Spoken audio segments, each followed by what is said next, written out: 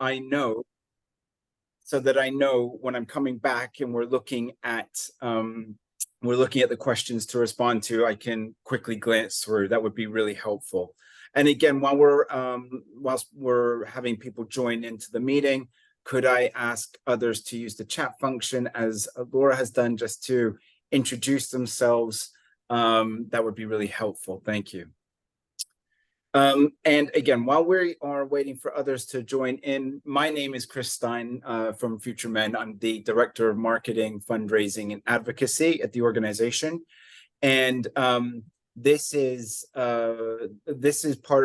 Agenda Dad. Now, Agenda Dad is a new feature that a new project that so I keep getting new people coming into the waiting room, which is wonderful. But Agenda Dad is a new project within Future Men, and it sits under our branch of work for advocacy, advocating on behalf of all fathers.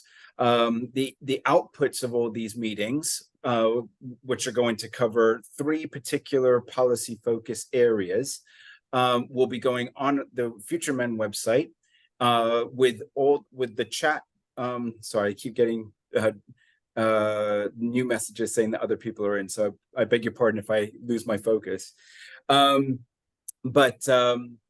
Yes, sorry. So all the outputs will be on the website, shared across social media, and the purpose of all of this work is so that Future Men, in their role as secretariat to the all-party parliamentary group on fatherhood, can bring to the APPG a collective voice, so that we are not having a conversation in a room in the APPG, but we are using this space constructively to place appropriate pressure on the parliamentarians to review policy around fatherhood, with the hope and the aspiration that there can be reforms. So again, as we're going through today, and we're listening to Mark talking about perinatal paternal mental health, really putting our collective hats on and thinking, what is the world for fatherhood that we want to create collectively? Because this is not a Future Men thing. Mark is a leader in this space, so I really thank him for joining, and this is very much his key focus. But really, this is about creating change for all fathers at a universal level. And the agenda of fatherhood has really taken a positive turn, with the Liberal Democrats coming out in support of reform around paternity leave in particular.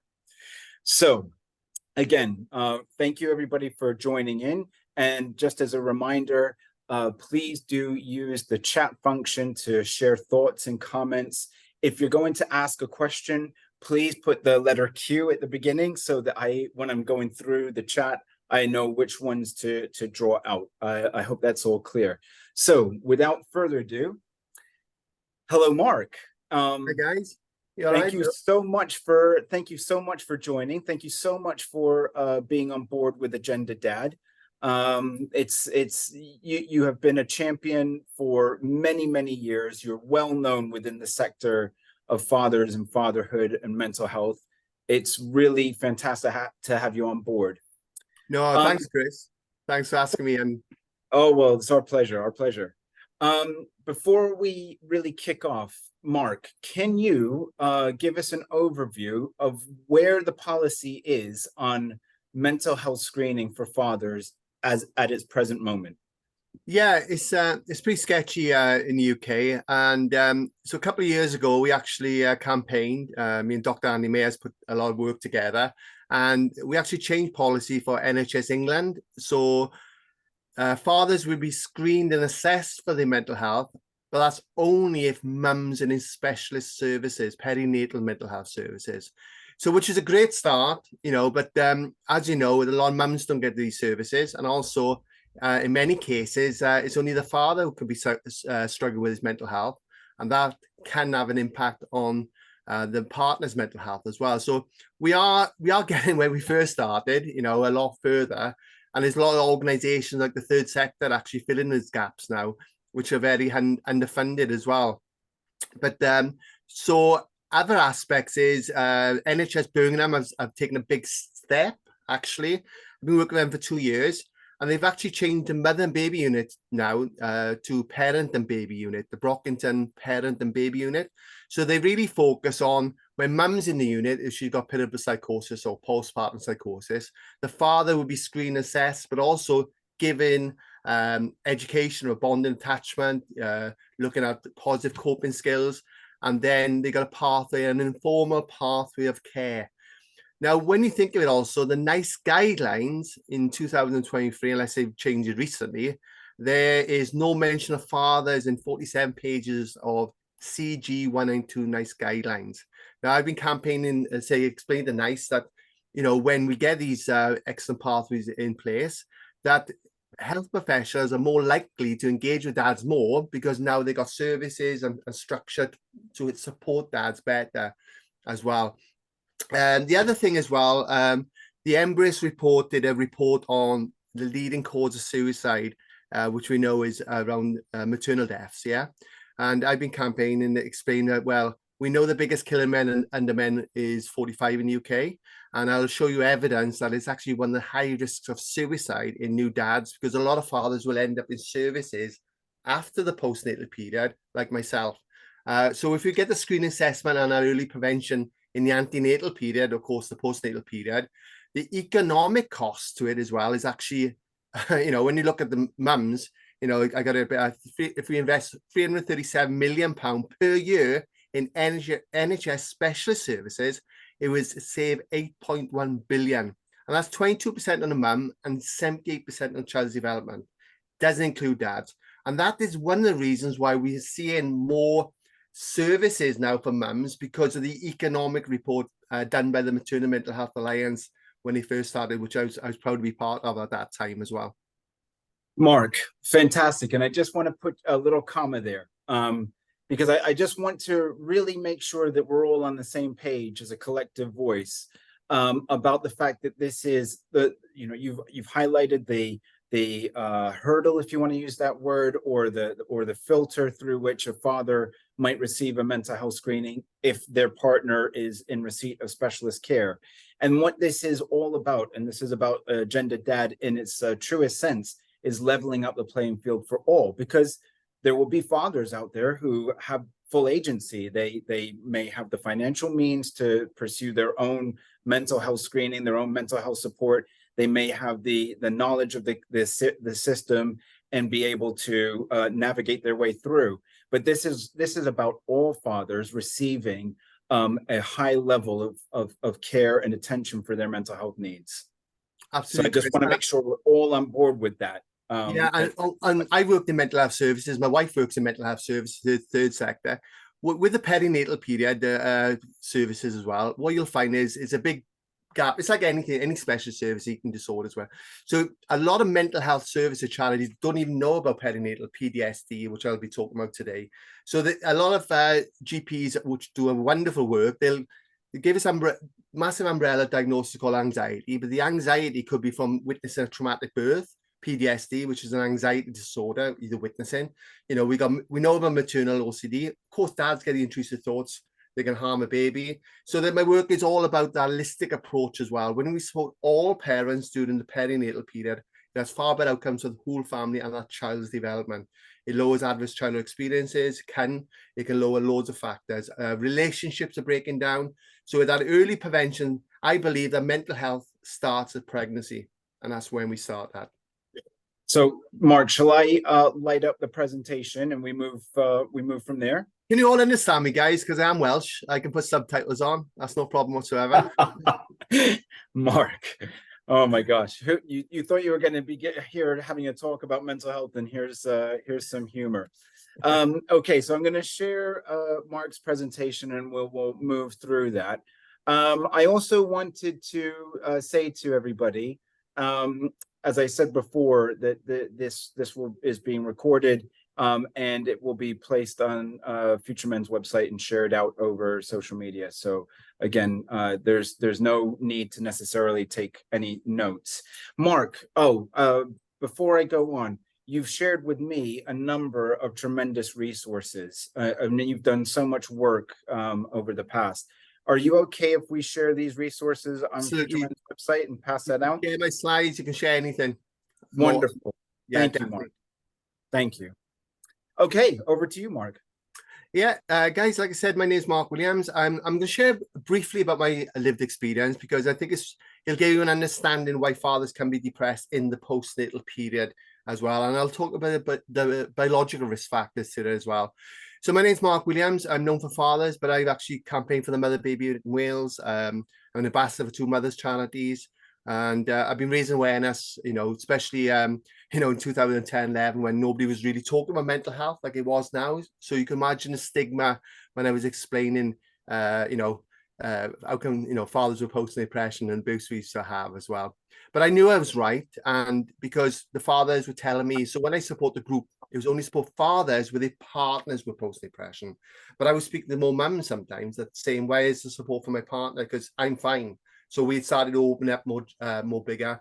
And then I started working with Dr. Jane Hanley, who wrote a book on perinatal mental health about 12 years ago. And obviously we've done articles and books and different things. And funny enough, that's Jez, that is from the Fathers Institute. That is me and Jez spoke on BBC Breakfast Show explaining about this situation as well. So and I've done a report and different articles as well. And so I hope you enjoy my presentation and give an insight why we should be supporting dads as well. That's my message. Like I mentioned, this is all about supporting all parents. And I've come across so many fathers who have struggled with their mental health and then the relationship breakdown and then they get well. And then, this custody battles, all sorts of things to, substance abuse, adverse child experience, it goes on and on. So if we do get it right in that antenatal, obviously with education and obviously support, and then the perinatal and understand that any parent could struggle during this time, then we know it has far better outcomes for everyone as well. Next one, please, Chris. Yes, it's not. Oh, okay. Yeah, that's fine. Oh, that's good. So like I said, I want to share my story. So basically, I'm from up the valleys, a mining community. My father's miner, grandfathers, uncles. I'm a first generation not to go underground. I'm nearly 50 now. I know I don't look it. No, I'm joking. But like I said, I'm from a community where, man up, get on with it. Yeah. And in school just wasn't for me. And I was actually diagnosed with ADHD at 40. And the reason why I explain this now as well, because I've just done an article on neurodiversity also, and it's just been published with another lady, Lisa, who has ADHD. And there's risk factors between actually having ADHD and then risk of antenatal anxiety and as we know, postnatal depression, etc. And sometimes with some of the screening schools like the Edinburgh postnatal depression scale, sometimes it's the ADHD could be the driver. So it could be like, for instance, the lack of sleep, it could be the structure, overwhelmed, all sorts of things. So that's something that we're looking at as well, is neurodiversity and how the impact that has as well.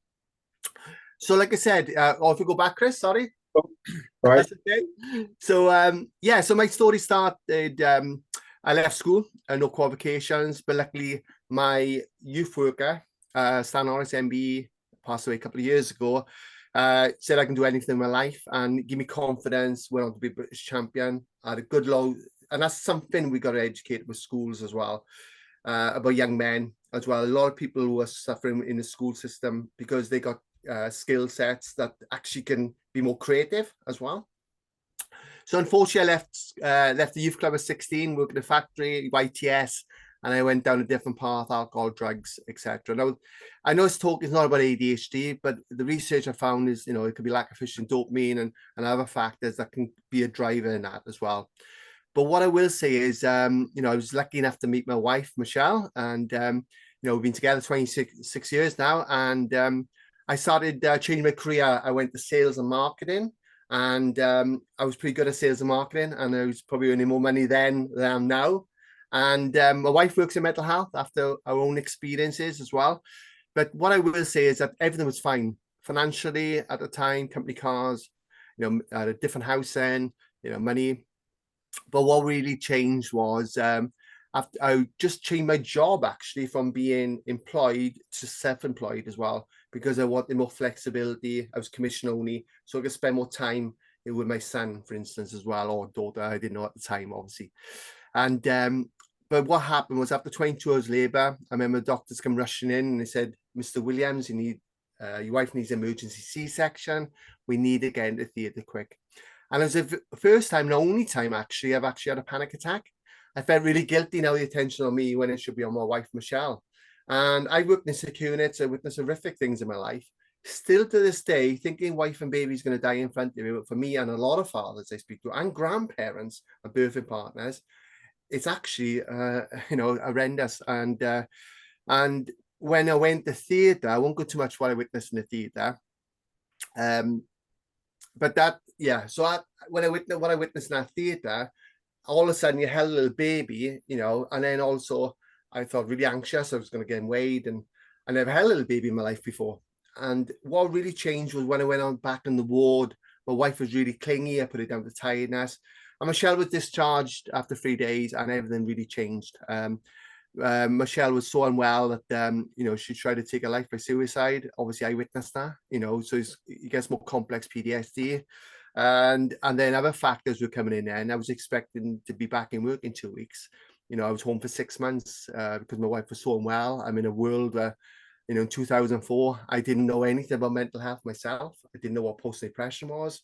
When it was explained to me, the guilt, I thought, gosh, is there anything I've done? Why is she depressed? You start overthinking as a father. I didn't get his initial love that I was expecting. And some of the research by Dr. Anna Mitchell and many others says that can take a lot longer, as we know. So I started to feel very depressed myself. I was isolated, loneliness, couldn't tell my friends, couldn't tell my family. Sitting couldn't tell my wife, I was starting to feel, because I didn't want to impact on her mental health. So I started suppressing all these feelings. And then those sort of feelings came out with different behaviors. I remember punching a sofa, bust my hand. Anyone knows me, I'm so laid back normally, but I became angry. I started avoiding situations. I started, going to drinking a lot more. First drinking was, I remember after leaving the hospital, I knocked my next door neighbours where I used to live, and I just couldn't process what happened. And alcohol has always been used to be our space. So anyway, a lot of things went on, and I was getting suicidal thoughts around about the 4 or 5 month mark. And that's sometimes the peak at is 3 to 6 months that fathers, that the research tells us as well. So I carried on, and Michelle became well. We had a good CPN nurse, Gail James, who went on to set up the first specialist service in Wales called PRAMS. And because Michelle was on a ward with people with bipolar, schizophrenia, people from the armed forces, and she was the only mum on the ward, so, a lot of services have thankfully gone better for mums, but still we need more services for mums too. So yeah, I carried on. I wasn't the same person going back into my job. And that's another factor in the workplace, because I didn't go back into sales. I couldn't take the pressures anymore. And I started volunteering at my youth club in 2005. And I started taking jobs on. And then I started, there was a lot of young suicides, a big publicity, I don't know if anyone remembers, about the suicides in Bridgend, young people. And then we would put on suicide assist courses, mental health courses. And then I started to work in mental health in different projects and gaining an interest and as well. So from that factor, then everything was fine to point up and down. It was something still not right. And then in 2009, 2010, I lost my grandfather, dementia, we were caring for, and my mother had cancer within weeks of each other. My mother's fine. Guys, my story does get better, just to let you know, the positive side of it. I went free fall, and I was pretending to go on 12-hour shifts. I was sleeping in the car. I couldn't sleep in the bed because my wife would find out. Depression made me the biggest liar ever. I remember same sort of feelings I had, around the postnatal period. My thoughts of suicide were getting worse and worse and worse. And luckily for me, I just won a kickboxing championship, so over 35s, I think it was. And I was physically fit, but it was impact on my mental health and my physical health. And basically, I had a breakdown one day, thankfully, because I don't know where I'd be today. And I had no choice to get. I was actually diagnosed with ADHD 3 years later. But what I will say is one of the factors is I wasn't screened. I wasn't asked about mental health. We didn't go on to have any more children because I didn't have any support, or maybe we would have had more children. I certainly avoided sex early on because I didn't want my wife to be pregnant again. Because if she was pregnant, then obviously, you know, all the other factors may come in. And Michelle is thinking, is it me anytime? Dan, you know, so communication between parents, and that can cause a lot of conflict between relationships. And then we haven't even talked about the lack of sleep as well on top of that. So there's a range of reasons why I was starting to get depressed in that postnatal period. So it was by chance, 8 weeks into my recovery, medication counseling, counselors didn't know about this, and that I spoke to a guy named Brian, and I said, can I bother wait? He said, yes, it's fine. He said, I'm going to NHS Prams. And I said, oh, I'm working in a hospital in Cardiff. What's NHS Prams?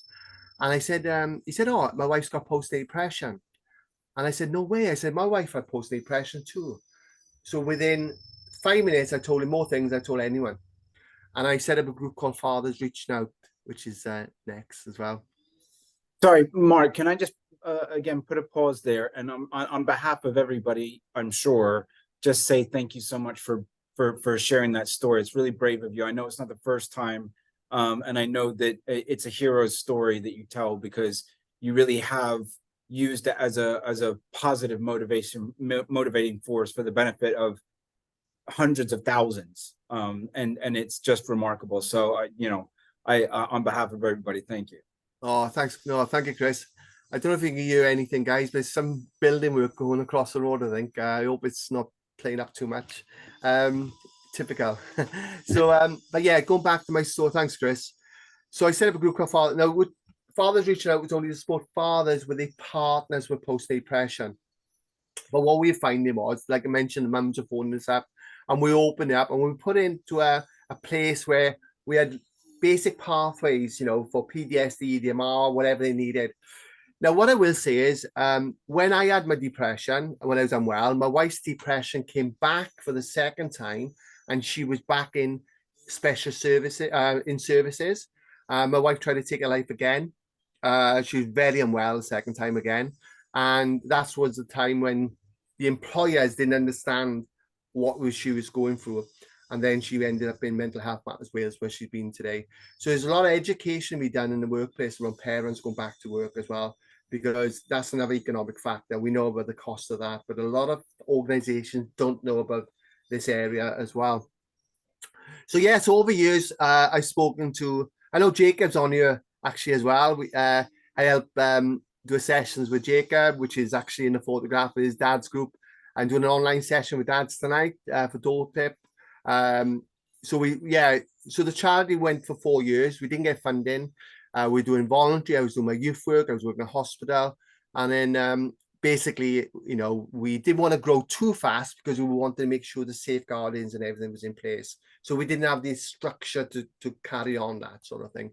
So I thought I'd go down a different route and more policies and raising awareness to have a bigger ripple effect, which a lot of organizations actually say, like Dad's Matter Kira, and a lot of people say that they've actually gone on and do other stuff. So I'm grateful for them massively, because it's not just about me, it's about having a ripple effect, and everyone can do their bit as well. So I'm not one to share my, you know, about youth work or whatever I've done, but when you're raising awareness, you've got to put your head above a parrot pit sort of thing. So I started put myself out there then. Next slide, Chris. Sure. Thank you. Yeah, it's there we go. So Obviously started going TV, radio stations and different things, not just in UK, but radio stations around the world, and self-funding my work. My wife, thankfully, has got massive support for my work, and the community have been really helpful in my community as well. And there's a TEDx talk, you can share for fathers. TEDx, the importance of fathers' mental health. So this is something on Sky News I did a couple before COVID about screening assessments. Explain the nice guidelines. This is something we need to start looking at as well, massively as well. Next one, please. And as mentioned, we started a campaign for the mother baby unit in Wales. Wales didn't have a mother and baby unit, so a lot of these fathers were going up to Bristol, away from their families, all sorts, juggling the jobs and all sorts of things as well. And the mums were up in England, miles and miles away sometimes, and the government said there was no need for one. So obviously I challenged Mr. Drakeford at the time, he's the health secretary, and I'm pleased to say that Mother Baby would come back actually in 2021, it did come back as well. So yeah, in Scotland, obviously Scott Mayer does amazing work up there now. And we did a survey that said that 85% of the 260 dads wasn't asked once by a healthcare professional, but 83 of those dads were struggling with anxiety and depression. Whether it was a bit of luck that we had and it was around COVID, after COVID, we're not sure, but it was, it was a very honest survey, massive as well. Next one, please.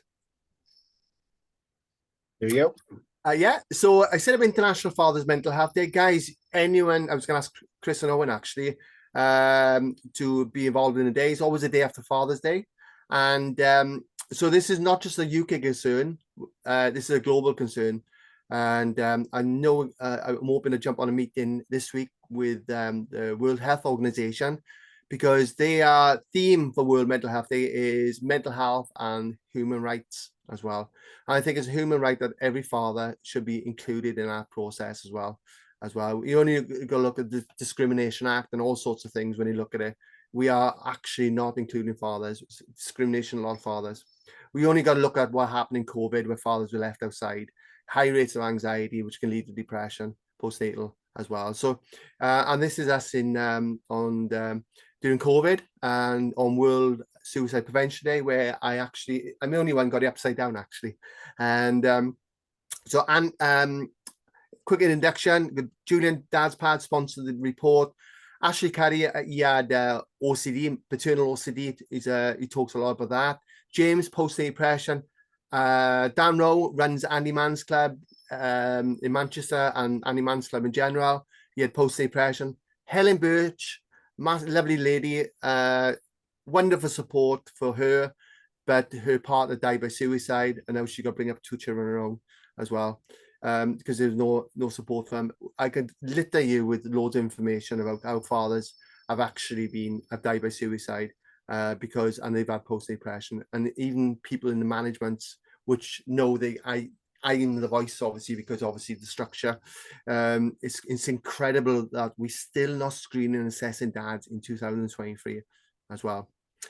My MP, I got to acknowledge that Chris Elmore, he's actually done debates in Parliament. He's spoken in Westminster, and it's a lot of lip service. I'll be honest, a lot of lip service going on as well. Hugh Rankin Davis, my AM in Welsh Government, every time a topic comes up, he's always bringing work involved as well. So there are people within politicians who are interested, but every politician should have this information, especially the health secretary, everyone, that this is killing men, this is killing relationships, it has poor outcomes for the child's development, it goes on and on so sorry if I'm coming across a bit angry. I'm not. And just passionate that this has to change now for better outcomes as well. So next one, please, Chris. And also, Mark, a little bit of controlled anger is, if it's well directed, it can be a very powerful thing. So yeah, absolutely. Yeah, and like I said, I work with our health professionals, midwives, health visitors, absolutely wonderful people, and we need more of them as well, massively as well. So there's loads of articles. We've had things. It's a lot of literature out there, which it wasn't before as well. So there's a lot of evidence out there. If you go on the next couple of slides, Chris. So make sure that I got them. We even done a film. It cost £1,000 to make. Just education. It's on Amazon Prime. Just educate from a father's perspective as well. All voluntary done. It's all actors. And there's a positive ending, because I believe in post-traumatic growth, where if I hadn't gone through my experiences, and certainly my wife as well, we wouldn't be have so much purpose in our lives now as well. And that educates my son now as well. He's probably more educated at 15 than I was at 30 about mental health. And we have those conversations where I didn't have them with my father, which I got a wonderful father, thankfully, he's great. But now we have those conversations, even my father, and my son has conversations with my father as well. Next one, please. There you go. So yeah, ambassador for both charities, Mothers Matter, Mothers as well. So yeah, the third sector, like I said, many organizations very underfunded, and they are filling the gaps in services as well. So that's something we know as well. Next one. So anyone doesn't know, perinatal mental health is the big umbrella, really. It was mostly postnatal depression or baby blues. And but now we look at the postnatal anxiety, antenatal anxiety, postnatal anxiety, antenatal depression, postnatal depression, perinatal psychosis, postpartum psychosis, OCD, and a lot of things with birth trauma is huge, because a lot of mums again misdiagnosed as well with postnatal depression. So when my wife was unwell and she did the timeline of trauma, the biggest trauma in her life was PTSD, the birth experience, and that can be different treatments as well, be aware of as well. So we are missing mums, but a lot of fathers are actually getting not even talked about, and a lot of PTSD. So when the father experiences that, there can be more antenatal anxiety if he chooses to have another child next time around. Now that's not good for mum's mental health, with dad's stress during the antenatal anxiety, loss of a child, a birth, miscarriages. They don't ask some of their mental health. And so this is the thing. If we support both parents antenatally, and then obviously the outcomes are far. I won't go too much into the evidence and research about that as well, but it does have an impact on as well during the 1,001 critical days, which is such an important time, as we know, for the child's development as well. Next one, please.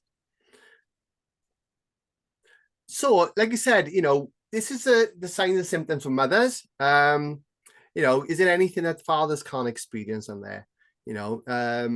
So this is some of the things we try and educate. Anything that you think of mums, breastfeeding comes up a lot. The guilt, and sometimes fathers, don't feel that part of that process. And intentionally, the mother may say, "Oh, give me the baby, you're too slow." But we got to educate parents that about the oxytocin, which is good for dad and baby's mental health as well. When dad's included and in tune with the baby, it actually gives him a massive shift of dopamines as well.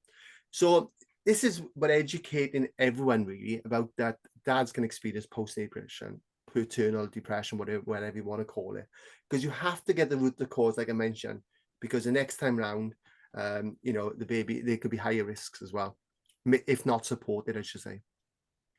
So you can imagine when I first started, it's hormonal, what some of the comments we had, get a grip, man up, you didn't give birth to the baby.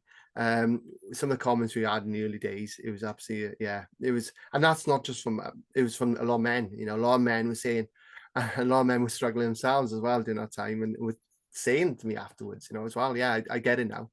But what I would say, there is changes, and this is research. This is a lot of research was done from 2007 onwards, and there's more and more research is coming out about testosterone, estrogen, cortisol levels, vasopressin as well.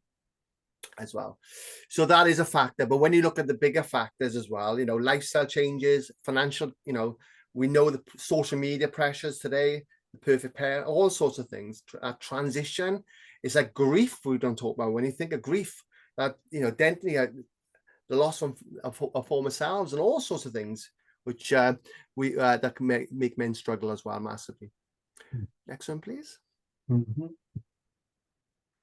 So this is some of the evidence. Like I said, it was 1 in 10 for years for mums. But now we start screening cessing mums. No, we know it's far higher. Anything 1 in 4, and during COVID, there's been even some research saying like 47%, believe it or not. But like I said, 1 in 10, and that's up to 25%. But overall studies is 1 in 10. So even if we go on the old research, that's 75,000 fathers every year suffer from postnatal depression just in the UK. And how many actually get diagnosed and screened, do you think, as well? Now, the new evidence coming out from Canada, let's say up to 22% as well. So that's, and it was another screening thing I've just seen recently as well. When they used the screenings as well, they found that 30% of the fathers diagnosed with postnatal depression, and I was in Chicago, one of the university out there. So, by screening fathers, actually 30% they found. It was a small study, but it was, showing that we need to screen and assess dads as well. Next one, please. Mhm. So, this is some of the things like the National Childbirth Trust, funny enough, which I was involved with years ago. 1 in 3 new fathers were concerned about their mental health. 73% were concerned about their partners as well. There's other research I'll show you now, which is all coming out in recent years. Over 39% of new fathers, this is young fathers, young fathers, wanted support for their mental health. And 34% not with their child full time. The Mental Health Foundation as well. And I'm a big advocate for the youth sector, young dads, the different pressures that can, oh, you're too young to be a dad, all sorts of things. So sometimes that can stop them engaging with services. And I think one of the reasons why I didn't engage with services, because I thought it'd be on my notes, I would never get a job in mental health. I thought even during the postnatal period, what you worry about social services, is the baby being taken, all sorts of things as well. 62% of dads felt their mental health difficulties got in the way of forming good connections with their children as well. And November, I've really got on board now with fathers as well, and they've commissioned a report as well. And they said that 1 in 5 British fathers lost close connections with their children, best friends, I should say. So I give an example. My best friend's a couple of years older. I got a new baby. I haven't got no support work around me. I'm not going to the same sort of place he is. And I don't know any of fathers, and that's why I know Jacob is on here today. He's doing amazing work connecting with fathers as well. So postpartum rage, we know what happens in mums, but it's not talked about with fathers. Of course, fathers, if you get postnatal depression, rage, and that, but it can look different, like I mentioned. And sometimes fathers are, why he's not changing the nappy? Well, he got intrusive thoughts. He's a paedophile. He's not a paedophile. Why is he not bathing a baby? Well, there's one dad, it comes to mind, the abuse happened to him in a bath and you just couldn't cope with it. We got to start looking why are fathers behaving differently during this time as well. And that's coming out in mental health. I've just used a lot of radio adverts about looking at different behaviors now, but we've known about this for years, how fathers could present differently as well. Yeah, and just picking up on that point, Mark, not to cut the flow, but there is a parallel scale, if I'm correct in thinking this, for measuring male depression, the Gotland scale, which looks at things like shouting and anger and alcohol consumption, because it's that classic of men acting out and perhaps women more internalizing. So absolutely, yeah, exactly. And so obviously it's not on this slide today, but obviously Edinburgh Postnatal Depression Scale, Gotland, like you said, we got generalized anxiety disorder, GAD-7, we got PHQ-9, Parent Health Question 9. But like I said, the Gotland, but how I engage with fathers, I get the question sometimes, is actually, I give an example really quick. I'm not depressed. I know he's depressed or anxious because his partner's for me and we want to meet then. And you say, oh, Mark, I'm fine. You say, I'm fine. And I say, can I ask you, are you drinking more since the pregnancy or since the baby's been born? And I say, well, I am drinking more, but I normally drink on a weekend, but I'm drinking more. Okay. Can I ask you, what is the reason behind that? And he said, Mark, I'm drinking because I can't sleep. I'm worried, conscious. I'm worried about things. I'm, becoming a dad. Now we go on another path. So sometimes I ask about their behaviors. That can help, works for me, to get more information sometimes as well. So when we talk about the biggest killing men under 45 being suicide in the UK, and let's not forget 25% of mums who die by suicide, and that's one of the leading causes of death is maternal mental health. Fathers with perinatal mental health problems up to 47 times more risk of suicide. So especially myself, I would be fitting in that category with ADHD, because the impulsiveness of ADHD and becoming a dad as well. So up to 47 times more risk of suicide, and we still not screen assessing dads. John Clayton, I spoke to his ex-wife. We did a radio thing together. She wanted to raise awareness. John was an academic. He had postnatal depression. He went out at a party. He had a party, a family party. He went out, took his life by suicide. So, we know how many male suicides, and that's only by the act of suicide. We know it's far greater as well because of how some fathers have, smashed their cars up and all sorts of things because the stigma around suicide. And I've seen the stigma around suicide come from Bridgend as well. So that's another reason why you should be screening assessing dads as well. So I mentioned me and Scott Mayer did a survey. Actually, we've got on, yeah, I'm glad we've got on here. And we can share that report to you as well. I think it's on Dad's Info as well. And I got to thank Chris, actually, because Chris has put the report into Chris on the why fathers reach out, why dads matter on the website before. So, and I always share a link out. And so this is, 260 dads, and 83% of them felt stressed, anxious, depressed in the perinatal period. 85% of fathers were not asked once about by a mental health or well-being healthcare practitioner.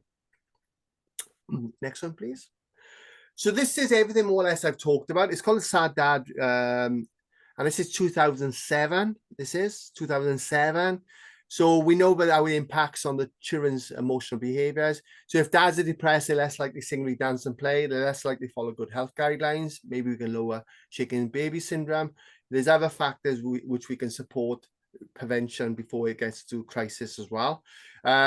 With obviously development, mothers are more vulnerable to depression. Up to 50% of fathers become depressed looking after their partners with post-depression, research says this. And that was a key evidence which changed the long-term plan. They didn't even look, I wish they looked at more of the research we showed them. But that was one of the key things me and Dr. Andy Mayers feel that changed the long-term plan. But up to, if a dad is struggling on his own, well, up to 50% of mums can get the impact. Of course, they're looking after anyone with depression, which happened to my wife as well. So I explained about the other factors, is when dads, can become good role models, but what's needed is prevention and intervention. We're already talking about paid parental leave. I think that 6 months I was home helped me bond with my skin to skin without knowing, being in tune, having that time with the baby actually helped me create that bond and attachment, which I got a wonderful bond. And my son, who's nearly 19 now as well. So they, even in this report, it says up to 25%, up to 20. So when men start talking about, which we are starting getting better to talk about, we know it's really higher than the 1 in 10, definitely as well. Next one, please, guys. Yep. So, this is the dad and baby, it's the brain, it's all, outcomes are far greater, massively, to be more fathers inclusive as well. There's a good video called the Still Face Experiment on dads as well. I highly recommend you look at as well. And obviously Dr. Anna Mitchin, she talks about on the TEDx as well. So, it's just like I said, me and my wife did have depression, and my son's thriving, he's great, he's educated about mental health. But like I said, a lot of parents are struggling already and relationship breaking down and all sorts of happening where they haven't got that family support as well, which we were lucky we had a lot of family support around us as well and community. So yeah, it just has better outcomes massively as well. I think that's it, Chris. I think next one. Oh no, so yeah. So yeah, 1,000 critical days. I have emailed Andrew Lipson, and I loved Andrew Lipson to have his presentation, Chris, as well, and definitely, and obviously, and Tim. I know Tim Lipton does a lot of work with 1,000 critical days as well. But like you said, we have to start including fathers in this, every topic as well when it comes to perinatal mental health, massively as well. Next one. Let's see. Okay. There you go. Yep. Next one. So if anyone don't know about the 1,000 Critical Days manifesto, I know Chris will share it with you as well. Definitely have a look at that as well, massively as well. And next one, Chris, that's something else that is, I think. Okay. Sorry. So yeah, guys, a bit about myself. Like I said, I'm on LinkedIn, Twitter. Email me anytime. If I don't get back to you, I'll definitely email you, and I can send you it. Is the NHS good practice guide I was involved with families. There's a couple of things I've been involved with. I'm all about sharing information. That's what it's all about. That we can work together, and that's how we have to do is work together now to actually push this through and other aspects of fatherhood as well, massively as well. So I hope you enjoy that. I try to do as quick as I can as well to give a question as well. But yeah, thank you. Mark, unbelievable. Just you've hit every strand of the construction of an identity, biopsychosocial. You've shared your personal story in depth, which has really highlighted the personal aspect, because you can have every stat under the world, but it's actually about what the human experience of all of this is that will drive this all forward. Yes, we have to know what the statistics say in order to best allocate finite resources at a societal level. But actually, it's those stories underneath that will really drive the passion forward. So I personally can't thank you enough. And I'm sure that many Chris, others. thank you. You just remind me of something, even last week, the class I'm doing tonight, 5 dads on there tonight. They'll be on there tonight. And 5 of them have really opened up struggling. It's a big myth they don't talk, men don't talk. Put them in a safe place, get one open up, the other one follows. And last week, all 5 of them, and now one of them was asked about their mental health. And this is 2023. I'm not saying it as, I know Jacob's on here, some dads are asked, but we done 18 dads a couple of weeks ago. Very few were asked, so this is still going on, sadly as well, so. Yeah. So I'm going to come over to the questions now. I can see a question from Neil Peters at Nuthatch Consultants. The question states, the new National Suicide Prevention Strategy for England was published in September. Whilst we know that 3/4 of suicides are men, there wasn't a single mention of fathers in the strategy, despite there being specific sections on pregnant and new moms and middle-aged men. Fatherhood can often be the start of middle age for men. So this seems like the perfect time for screening and intervention. Why don't agencies I can't, there's something in the way, see fatherhood as a key vocational and life milestone in the same way motherhood is? How can we get this further up the agenda? Mark, do you have anything that you would like to say? That's a really good question. Neil. Yeah, absolutely. So is Professor Brackett, I think he's Leeds University, and I was doing a talk, and I think it was 100 odd people in the room. I think 3 of them knew about perinatal mental health. So I've been pushing that as well as stats, but I'm still waiting. Still waiting for. We got to put this information there. You're right, absolutely. And that's the thing, with this area, a lot of midwives, health visitors are only now getting this training. Perinatal mental health teams, that sort of thing. And this is organizations, managers go back to work. That's the aim next time around. What I'm trying to do is trying to broaden, get into the mental health charities now. Anyone working with families should have his education, really. So I'm going from the NHS as such, still doing work with the NHS in different places, but I'm trying to get his education out to the workplace, the mental health charities. Mind, I did a thing for Mind Birmingham on last week. I'm going in a couple of, Chester, Colchester football, or whatever. So I'm starting to branch myself out now to get this information out more and awareness, understanding. So yeah, so that's a really good question, and that's something I've been picking up on as well massively. It needs to be in there as well.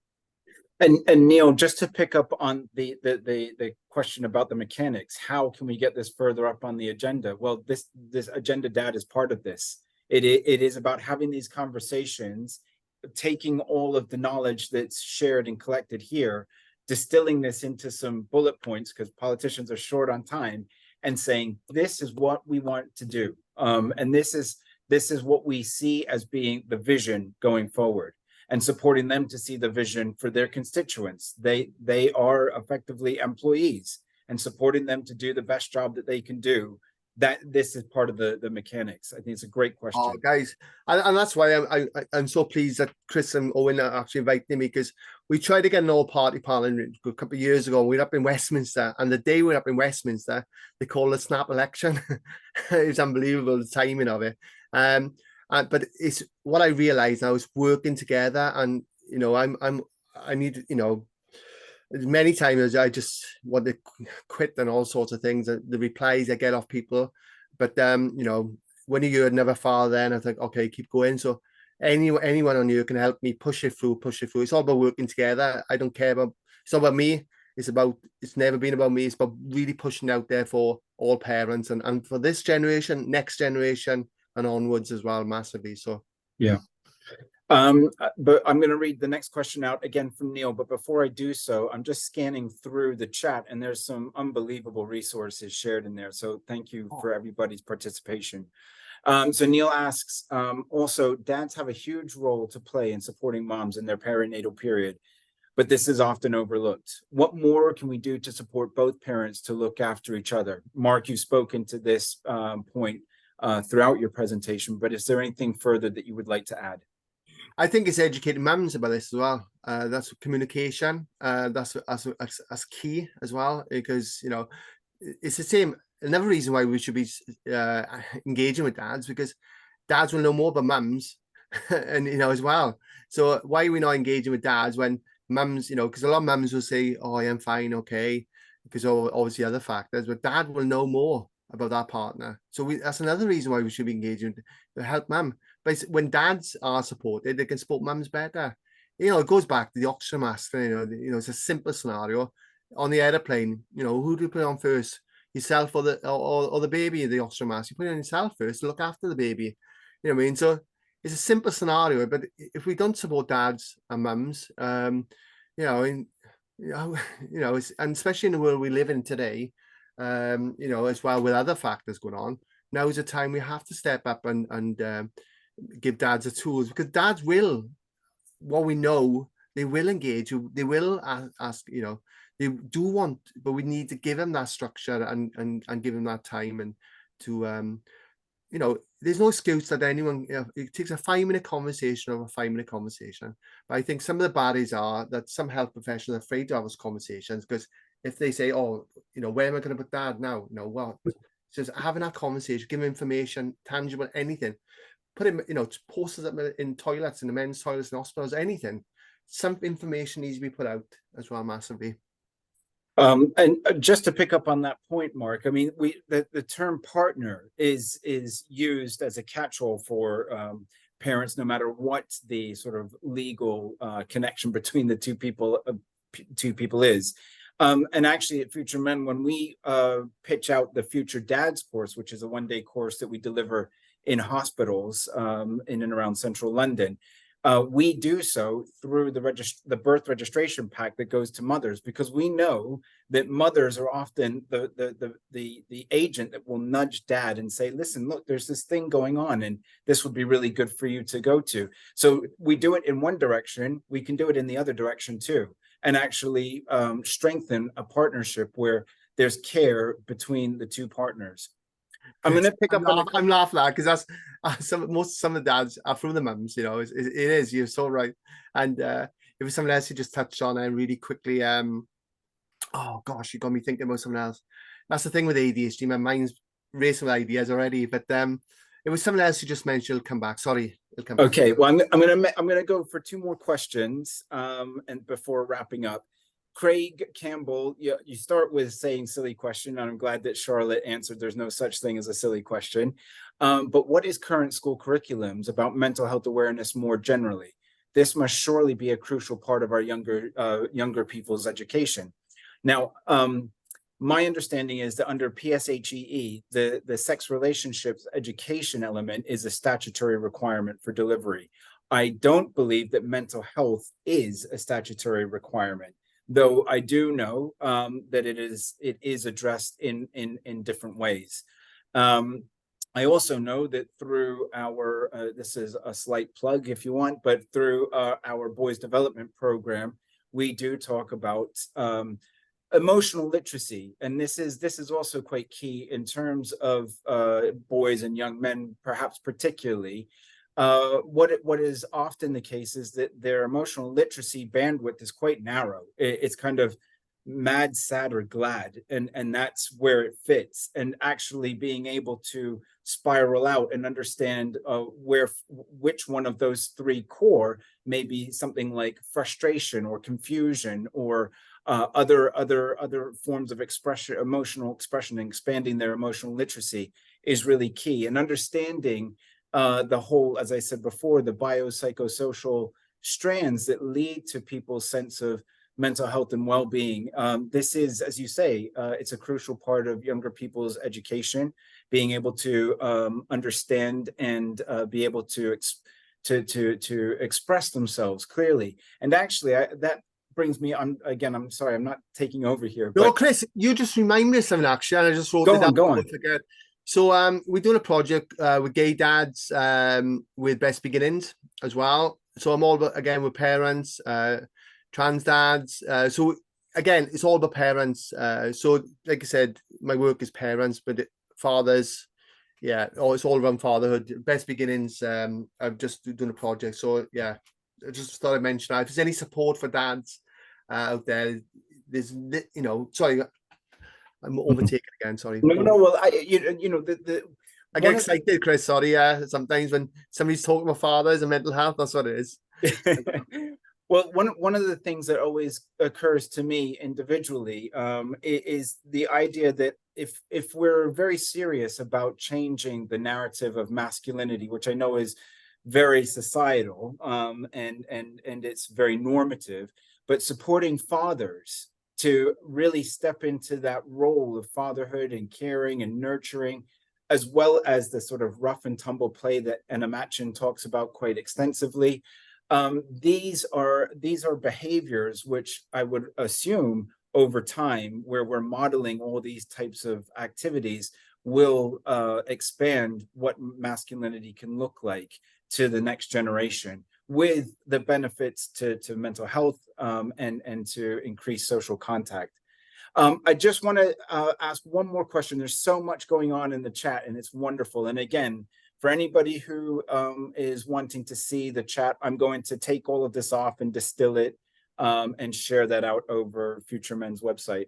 But Mark Cobain asks, is there any data on increased costs of long-term failure to return to work in dads? Oh, do you know what? Well, we know about the economic costs. I think it's the last figures. I know it's like 57 billion in mental health in general. I think, and that's gone up. I think it's under. Oh gosh, that's a really good question. Pretty good at figures, actually. It's mad. I know the economic costs in all mental health in general. It's in its billions, as we know, massively. But looking at fatherhood and in the workplace, how many fathers? I'm a prime example. I didn't go back to my workplace after I struggled with mental health. The cost, the time management, everything. I don't know if I answer your question right, but I know it's billions. The cost is in general, but that's, I mean, we need more economic reports. We need more evidence, and that's where the politicians, like the Maternal Mental Health Data Alliance did. That changes a lot of things in money, unfortunately, as well. But yeah, it is definitely huge. I reckon billions. Well, we're coming to time now. So I just, on behalf of everybody, Mark, thank you. It's been a wonderful presentation, very personable, very relatable, full of fantastic resources and data. I cannot thank enough everybody who's been on board today, sharing all of their comments and all the links. As I said, this will be shared out over the website and social media. Our next speaker is going to be Mark Cobain, who's here today. And that will be on the 14th of November. We will be sharing out joining instructions again over the website and through social media. And all I can say is thank you very much for everybody participating. At the next talk, hopefully we can get more people on board. And we really want to continue this conversation so that we can, in December, take this back into the APPG space in a quite succinct manner. So thank you all for attending today, and enjoy the rest of the day. Thank you. Thanks, Chris. Thanks, Owen. Thank you. Thanks, Mark. Great presentation. Thanks, Chris. Thanks, thank everyone, for Thanks, Carl. attending. Look Take after care, yourselves as well. Hopefully, we'll catch up again soon. Definitely. Thank you. Thanks. Thank you all. Good to meet you. Thank you. Thanks, Mark.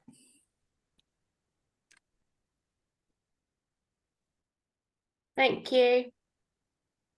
Thank you.